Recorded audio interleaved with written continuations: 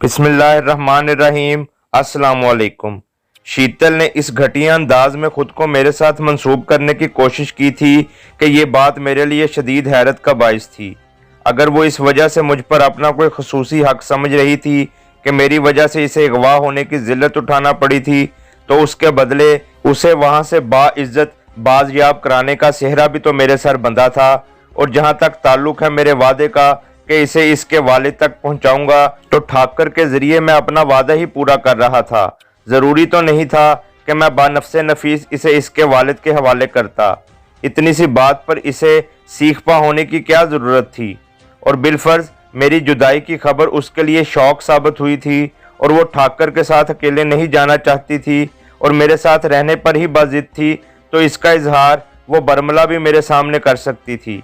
इसके लिए इसे मेरी ज़ात पर इल्ज़ामात थोपने की क्या ज़रूरत थी, और इल्ज़ामात भी ऐसे कि मुझसे ज़्यादा उसकी अपनी ज़ात इनसे मुतासर हो रही थी। लेकिन इसके ये इल्ज़ामात मुझे मुश्तिल करने में नाकाम रहे, तो शायद इसकी वजह वो चाहत थी जो इन इल्ज़ामात के पीछे मुझे नज़र आ रही थी। ये एक फितरी बात है कि हर शख्स चाहे जाने को पसंद करता है। इसमें औरत, मर्द या खूबसूरत बदसूरत की कोई तखसीस नहीं। मैं खुद कितना खूबसूरत या पुरकशिश था, मैं हकीकी मानों में इस बात से नावाकिफ था, और इस बात की एक मंतकी वजह गंडापुरों की मुआशरत थी। बकौल यूनुस भट्ट साहब, सरहद के कुछ इलाकों में औरत का चेहरा नजर आना ऐसे ही है जैसे सड़क पर 1000 का नोट पड़ा हो, और हमारा इलाका बिल्कुल ऐसा ही है जिसमें औरतों और मर्दों के बाहम मेल जोल की बिल्कुल गुंजाइश नहीं। पर्दे की पाबंदी के साथ साथ औरतों में तालीम का फुकदान भी है। दूसरा, मैं बालिग होते ही अपनी पसंदीदा लड़की को हासिल करने में कामयाब हो गया था, जिसकी वजह से इश्क व मोहब्बत की घातों और किसी को अपने प्यार में आजमाने के मराहिल से दूर रहा। गो अपनी जवानी के गुजरे हुए 5-6 साल मैंने अपने इलाके से बाहर गुजारे थे, लेकिन खुशकिस्मती या बदकिस्मती से वो सारे माहों साल मैंने फौज के जेरे साया मुख्तलिफ किस्म की जिस्मानी मुशक्क़तों में गुजारे थे, जहाँ सिनफ़े नाजुक तक रसाई सिर्फ ख्वाब में ही मुमकिन थी। अलबत्ता इंडिया वारिद होने के बाद ये तीसरी या चौथी लड़की थी जिसकी बदौलत मैं इस खुशफहमी में मुब्तला हो गया था कि मैं भी किसी तौर सिनफ़े नाजुक को मुतासिर करने की सलाहियत रखता हूँ। मैं चंद लम्हे शशदर खड़ा शीतल की बात के अवाकिब पर गौर करता रहा। इन इल्ज़ामात की तरदीद ना करना गोया इनकी खामोश तायीद थी, मगर इसका शीतल को क्या फ़ायदा या मेरी ज़ात को क्या नुकसान पहुंच सकता था। अगर मैं इस वक्त इसे ज़बरदस्ती ठाकुर की तहवील में देकर अपनी राह लेता, तो इसके पास ऐसी कोई ताकत नहीं थी जिससे वो मुझे रोक सकती। ठाकुर भी मेरे एहसान के बोझ तले दबा हुआ था। अगर इसके बरक्स भी होता तब भी वो मेरा क्या कर लेते। ठाकुर रंजीत सिंह गौर से मेरे चेहरे के तासुरात को देख रहा था। इस जहां दीदा शख्स से कोई बईद नहीं था कि वो बात की तह तक पहुंच गया हो। शीतल ने भी कहने को तो जो मुंह में आया कह दिया था, लेकिन बाद में मुझसे नजरें मिलाने से गुरेज कर रही थी। मैंने शीतल की बातों की तरदीद करना मुनासिब न समझा कि इस तरह ठाकुर की नज़रों में इसकी बड़ी सुबकी होती, और हो सकता था कि जज्बात के हाथों मजबूर होकर वो बेवकूफ़ लड़की कोई गलत कदम उठा लेती। इससे मोहब्बत ना रखने का दावेदार होने के बावजूद मेरे दिल में उसके लिए पसंदीदगी के जज्बात पिन्हा थे, और ये जज्बात हर मर्द खूबसूरत औरतों के लिए रखता है। मैं कभी भी ये नहीं चाहता था कि वो मेरी वजह से अपनी ज़ात को कोई ऐसा नुकसान पहुंचा दे जो हमेशा मेरे ज़मीर पर बोझ बना रहे। इसलिए मैंने सर झटक कर तमाम सोचों को अपने दिमाग से निकाला और शीतल के बजाय ठाकुर से मुखातब होकर कहा, ठाकुर चचा, आपकी बस्ती यहाँ से कितनी दूर है? क्या आप अकेले वहाँ तक जा सकेंगे? पुत्र, बस्ती तो नज़दीक है, वो आहिस्ता से बोला, पर इस समय मेरा अकेले जाना मुश्किल है। ठीक है चचा, मैं आपको बस्ती तक छोड़ आता हूँ, लेकिन उसके बाद फिलफौर हमें वहाँ से निकलना होगा कि हमारे पास टाइम बिल्कुल ही नहीं है। मैं के बजाय हम का लफ्ज़ इस्तेमाल करने पर शीतल का चेहरा खुशी से गुलनार हो गया था। वाहे गुरु तुझे सुखी रखे पुत्र, वो दुआया लहजे में बोला। अगर मेरी खातिर थोड़ा और कष्ट उठा लो और इन राइफलों को मेरे लिए इकट्ठा कर दो कि इन पापियों के मुकाबले के लिए हमें इनकी ज़रूरत पड़ेगी। अभी लो ठाकुर चचा, मैं खुश दिली से बोला। चंद लम्हों बाद ही मैंने तमाम राइफलों को इकट्ठा करके इस तरतीब से बांधा कि वो आसानी से घोड़े की पीठ पर लादी जा सकें। इसके साथ इन राइफलों के तमाम कारतूस भी एक डाकू की चादर में बांधकर एक घोड़े पर लाद दिए और इसी घोड़े पर ठाकर को सहारा देकर बिठा दिया। इस दौरान शीतल खामोश खड़ी अंगूठे से जमीन कुरेदती रही। मैंने दूसरे घोड़े की रस्सी खोली और उसके करीब जाकर बोला, चलो बैठो। उसने झुकी हुई नजरें उठाकर मेरी आंखों में झांका। उसकी आंखों में तैरती नमी मुझे वाज़िह तौर पर नजर आ रही थी। मुझे पता था कि मेरे मुंह से निकलने वाले तसल्ली के चंद अल्फाज इस नमी को आंसुओं में बदल सकते थे। इस तरह मेरी तरफ से गुस्से या नफरत का इजहार भी इसे रोने पर मजबूर कर सकता था। इसलिए मैंने अपना लहजा और मूड नॉर्मल रखा।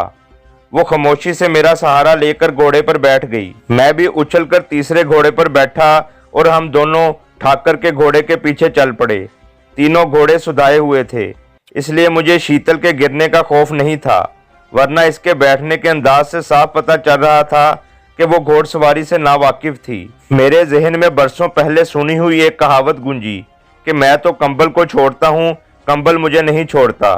शीतल भी मेरे लिए वही कंबल बन गई थी। मैं जितना उससे जान छुड़वाने की कोशिश करता, वो इतना ही मेरे साथ लिपट कर मुझे प्यार मोहब्बत के गहरे पानियों में धकेल रही थी कि जिसमें डूबने वाले के लिए बचने का इम्कान नहीं रहता। अगर मेरे घरेलू हालात मुआफिक होते और शादियां मेरी ज़िंदगी में ना आई होती तो शीतल कब का मुझे असीर कर चुकी होती।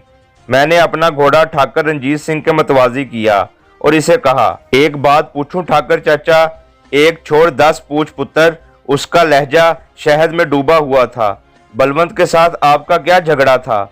इस राक्षस के साथ मेरा क्या झगड़ा होना था पुत्र?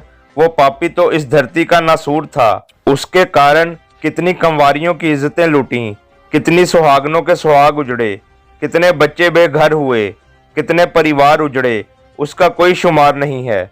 वो मूजी ठाकर रंजीत सिंह मुझे बलवंत के मुतल्लिक तफसील से बताने लगा, जिसका लुब्बे लुबाब यही था कि बलवंत इस इलाके का नामी ग्रामी डकैत था। इसका एक पूरा गिरोह था जो 25-30 डाकुओं पर मुश्तमिल था। सारे इलाके में उनकी दहशत बैठी हुई थी। पुलिस भी अपना हिस्सा लेकर उनके मामलात को नज़रअंदाज किए रखती थी और अपनी रवायती सुस्ती की बदौलत हमेशा सांप निकलने के बाद लकीर पीटने पहुंचती। फिर इस इलाके के लोगों की खुशकिस्मती कि इंस्पेक्टर अकबर खान इस इलाके में तैनात हो गया। उसकी आमद के साथ इलाके में वारदातें होना कम हो गईं। इसने इलाके के सरकर्दा लोगों को जमा करके बलवंत के खिलाफ मदद की अपील की और इसकी आवाज़ पर सिर्फ रामपुरा के ठाकर रंजीत सिंह ने लब्बैक कहा।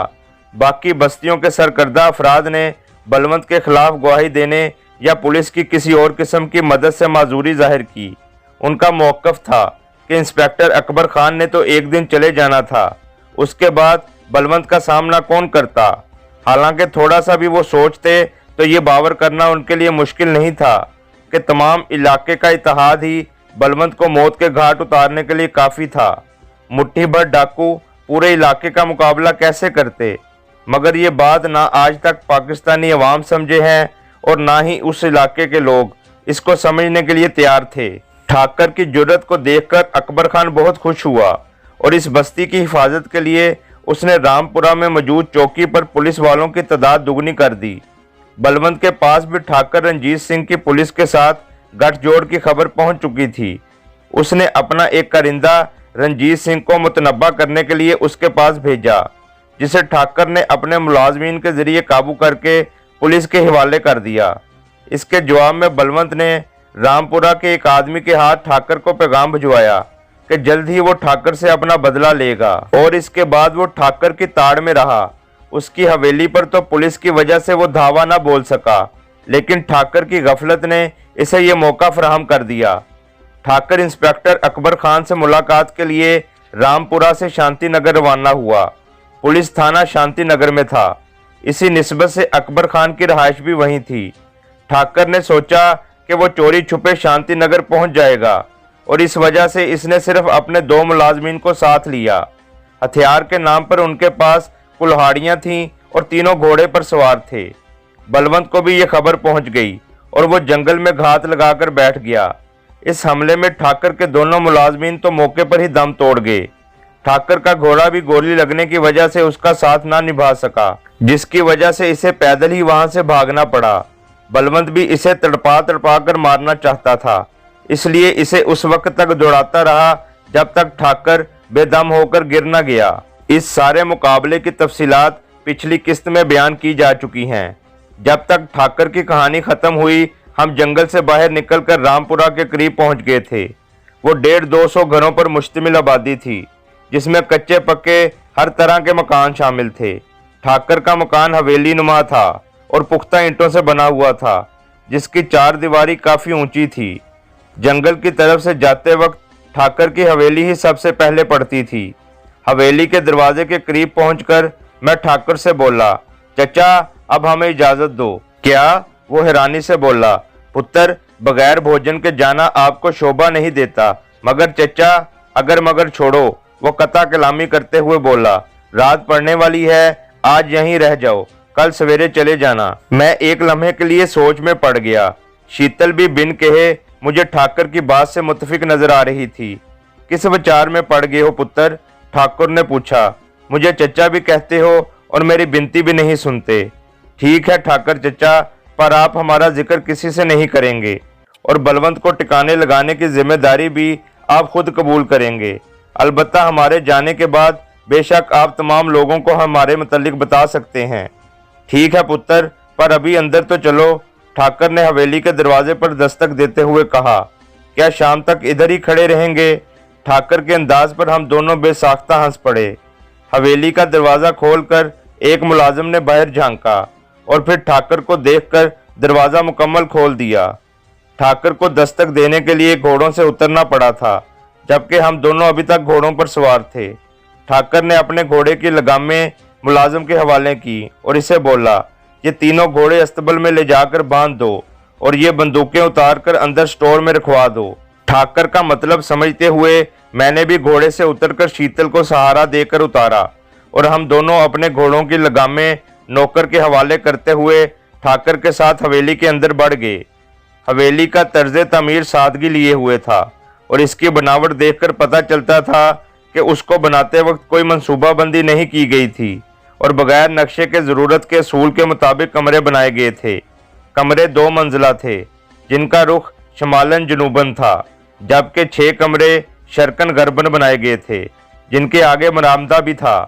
बाथरूम वगैरह हवेली के बड़े दरवाजे के साथ बनाए गए थे। बड़े दरवाजे के दोनों अतराफ में बाथरूम और टॉयलेट की दीवारों पर छत डालकर ड्योढ़ी की शक्ल दे दी गई थी। बावर्ची खाना डबल स्टोरी कमरों के सामने बनाया गया था और इसके साथ 2 कमरे थे जो स्टोर के तौर पर इस्तेमाल होते थे। घोड़ों के लिए अस्तबल हवेली के पिछवाड़े बनाया गया था और इससे थोड़ा सा हटकर मुलाजमों की रहाइश के लिए 3 कमरे बने हुए थे। हमें लेकर ठाकर दूसरी मंजिल पर चढ़ गया और दरमियानी कमरा खोलकर बोला, आप लोग पधारिए, मैं आपके लिए भोजन का बंदोबस्त करता हूँ। मैं कमरे का जायजा लेने लगा। कमरा सादा अंदाज में सजाया गया था, लेकिन इसमें सबसे ज्यादा दीदा जेब जनूब की तरफ खुलने वाली वो खिड़की थी जिससे दूर दूर तक फैले हुए काशशुदा इलाके का जायजा लिया जा सकता था। कमरे के वस्त में एक पुरानी तर्ज की मसहरी रखी हुई थी, जिसके ऊपर हाथ से कशीदाकारी की गई सफेद चादर बिछी हुई थी। दीवार के साथ लकड़ी की 3-4 कुर्सियां और उनके सामने एक मेज बिमा मेज पोश पड़ी थी। कमरे के अंदर पड़ी अकेली मसहरी को देखकर मेरे जहन में खतरे की घंटी बजने लगी थी। शीतल के बकौल ठाकर ने शायद हमें शादीशुदा समझकर इस कमरे का इंतखाब किया था, जो बिला शको शुबा नए शादीशुदा जोड़े के लिए एक आइडियल कमरा समझा जा सकता था। ठाकर के लिए हमें शादीशुदा समझने की एक वजह शायद मेरी खामोशी भी थी, जो सरासर शीतल के लगाए गए इल्जामात की तायीद कर रही थी। बहरहाल मैंने ज्यादा देर इस बात पर सर खपाना मुनासिब न समझा और एक कुर्सी पर टिक गया। शीतल भी खामोशी से मसहरी पर बैठ गई। वो अभी तक मुझसे बात करने और मेरे साथ नजरें मिलाने से गुरेज कर रही थी। मैंने भी बिला वजह इसे छेड़ना मुनासिब न समझा और अगले दिन के लिए अपना लाहे अमल सोचने लगा। इलाके की मुनासबत से मालूमात मुझे ठाकर रंजीत सिंह से मिल जानी थी। सवारी के लिए बलवंत वाले घोड़े मौजूद थे। वो हमें किसी भी ऐसी जगह पहुंचा सकते थे जहां से हमें बम्बई के लिए गाड़ी मिल जाती। बम्बई पहुंचने से पहले मुझे शीतल से जान छुड़ानी थी और इसका बेहतरीन हल यही था कि मैं दिल्ली वापस जाकर इसे इसके वालिद के हवाले करता। मगर उसका सबसे बड़ा नुकसान ये था कि दिल्ली में मेरे लिए कदम कदम पर इंडियन खुफिया एजेंसियों का जाल बिछा हुआ था, जिसकी जद से बचकर निकलना नामुमकिन नहीं तो मुश्किल तरीन जरूर था। मेरे अंदाजे के मुताबिक दिल्ली के बरक्स दूसरे शहरों में उनकी तलाश में वो शिद्दत नहीं पाई जा रही होगी, और इसकी एक मंतकी वजह यही थी कि वो मेरे दिल्ली से फरार से लाइलम थे। इस बिना पर मैंने शीतल के साथ दिल्ली जाने के प्रोग्राम को पसे पुश डाल दिया। शीतल से जान छुड़ाने का एक बेहतरीन हल तो ये भी था कि मैं ठाकुर को इत्माद में लेकर वहां से निकल जाता। बाद में शीतल बेशक मुझे कोसती रहे या ठाकुर के साथ लड़ने झगड़ने की कोशिश करती, मेरी बला से मुझे इंडिया से निकलने के साथ गर्ज थी, क्योंकि वक्त गुजरने के साथ साथ घर के मुतल्लिक मेरी तशवीश बढ़ती जा रही थी। आखिर मैंने शीतल को ठाकुर के पास छोड़कर चले जाने का फैसला कर लिया। इस फैसले पर जहां मुझे इत्मीनान हुआ वहां ये हल्का सा अफसोस भी हुआ, लेकिन मैं मजबूर था और शीतल की दिली ख्वाहिश पूरी करने से कासिर। वो जितना ज्यादा वक्त मेरे साथ गुजारती, उसकी यकतरफा मोहब्बत में मजबूती आती जाती। हमारे जुदा होने में ही हम दोनों की भलाई थी। मैं इसी सोच विचार में गुम था कि दरवाज़ा खटखटा कर ठाकुर अंदर दाखिल हुआ। उसके पीछे दोनों जवान लड़कियां, उनसे कुछ बड़ा दिखाई देने वाला लड़का और एक उधेड़ उम्र खातून दाखिल हुईं। दोनों लड़कियों ने हाथों में ट्रे उठाए हुए थे, जिनमें खाने पीने के लवाजमात रखे हुए थे। हम उनको देखते ही बेसाख्ता खड़े हो गए। बैठो बच्चों बैठो, ठाकुर ने हमें खड़ा होते देखकर जल्दी से कहा। मैंने सोचा कि भोजन के साथ अपने परिवार को भी अपने मोहसिनों से मिलवा दूं। ये मेरा पुत्र है प्रकाश, और वो दोनों ललिता और कामनी। उसने टेबल पर खाना चुनती लड़कियों की तरफ इशारा किया। और ये मेरी बीवी सरला देवी है। उसने उधेड़ उम्र औरत को अपने बाजू के घेरे में लेकर कहा। उसकी इस हरकत पर सरला देवी शर्मा सी गई, जबकि हम बेसाख्ता हंसने लगे। इस तारुफ के दौरान शीतल और मैंने फर्दन फर्दन तमाम को हिंदुओं के अंदाज में हाथ बांधकर प्रणाम किया था। और ये दोनों मेरे हैं मोहसिन। उसने हमारी तरफ इशारा करके घर वालों से कहा, मेरी पुत्री का नाम है शीतल और मेरे पुत्र का नाम है जान। क्यों मैं ठीक कह रहा हूँ ना? उसने घर वालों से मुखातिब हुए हमसे पूछा। जी चचा जान, मैंने इस बात में सर हिलाकर कहा। चलो आप दोनों भोजन करो, मैं जरा चौकी से होकर आऊं। मेरे दोनों बंदों की लाशें उधर जंगल में ही पड़ी हैं। पुलिस के पास मैंने अपना बंदा भेजा था, मगर उन्होंने मुझे बुलाया है क्योंकि उन्हें जगह का नहीं पता। आप लोग भी चलो हमारे। बाद वो अपने घर वालों से मुखातिब होकर बोला, उन्हें इत्मीनान से भोजन करने दो, बाद में आकर उनसे गपशप कर लेना। वो तमाम सर हिलाते हुए कमरे से निकल गए। ठाकुर पीछे था। मैंने उसे आहिस्ता से आवाज देकर बुलाया और पूछा, ठाकुर चचा मेरी बात याद है ना? और याद है पुत्र, ठाकुर ने रुकते हुए कहा, और फिर यकदम माथे पर हाथ मारकर बोला, मेरी बुद्धि को भी जाने क्या हो गया है। क्षमा चाहता हूँ पुत्र, आपसे स्नान का तो पूछा ही नहीं और पहले ही भोजन पर बिठा दिया। कोई बात नहीं ठाकुर चचा, हम शाम को नहा लेंगे। धन्यवाद पुत्र, कहकर वो जल्दी से बाहर निकल गया, जबकि मैं खाने का जायजा लेने लगा। उसने हमें हिंदू ख्याल करते हुए खाने में गोश्त की कोई डिश शामिल नहीं की थी, लेकिन गोश्त के अलावा बहुत पुरतकल्लुफ खाना तैयार किया गया था। आओ खाना खा लो। मैंने शीतल को खाने के लिए बुलाया और वो खामोशी से उठकर करीब आ गई। हम दोनों ने जंगल में पूरा खरगोश भूनकर खाया था और उस वक्त कोई खास भूख नहीं लगी थी, लेकिन फिर भी हमने कुछ ना कुछ खाना मुनासिब समझा। खाने के दौरान मैं शीतल का जायजा लेता रहा। वो परेशानी में डूबी हुई दिखाई दे रही थी। उसके चेहरे पर छाई उदासी देखकर मुझे उस पर बेपनाह तरस आया। मुझे पता था कि जुदाई के गम के साथ मेरी नज़रों से गिर जाने के करब ने इसे रंजीदा कर दिया था। थोड़े से दाल चावल खाकर उसने खाने से हाथ खींच लिया और वो खामोशी से खाने की मेज से उठकर चारपाई पर जाकर बैठ गई। मुझे पता था कि शर्मिंदगी की वजह से वो मुझसे गुरेज कर रही थी। मेरा इरादा रात के पिछले पहर उसको छोड़कर चले जाने का था। मेरे बाद नामालूम उस पर क्या गुजरती, लेकिन अपनी ज़ात से उसकी मोहब्बत देखते हुए मैंने सोचा कि उसकी ये गलत फहमी दूर करता जाऊं कि मैं उससे नाराज़ हूं, और इसके लिए मैं इतना कर सकता था कि उससे विदा होते हुए उसके दामन को उन इल्ज़ामात की आलूदगी से साफ करता जाऊं जो उसने मुझ पर लगाए थे। अगर मैं ऐसा ना करता तो शायद मेरे जाने के बाद वो कोई गलत कदम उठा लेती कि मेरे इस तरह रूपोश होने को वो सरासर अपना कसूर गर्दानती और मेरी मजबूरियां उसकी नज़र से ओझल रहती। इसके बरक्स अगर मैं हंसी खुशी उसके साथ घुल मिल कर जुदा होता तो वो लाजमन मेरी मजबूरियों के बारे में सोचने पर मजबूर होती, जो मैं उससे बयान कर चुका था। मैं कुर्सी से उठकर चारपाई की तरफ बढ़ा और उसके करीब बैठकर आहिस्ता से उससे मुखातब हुआ।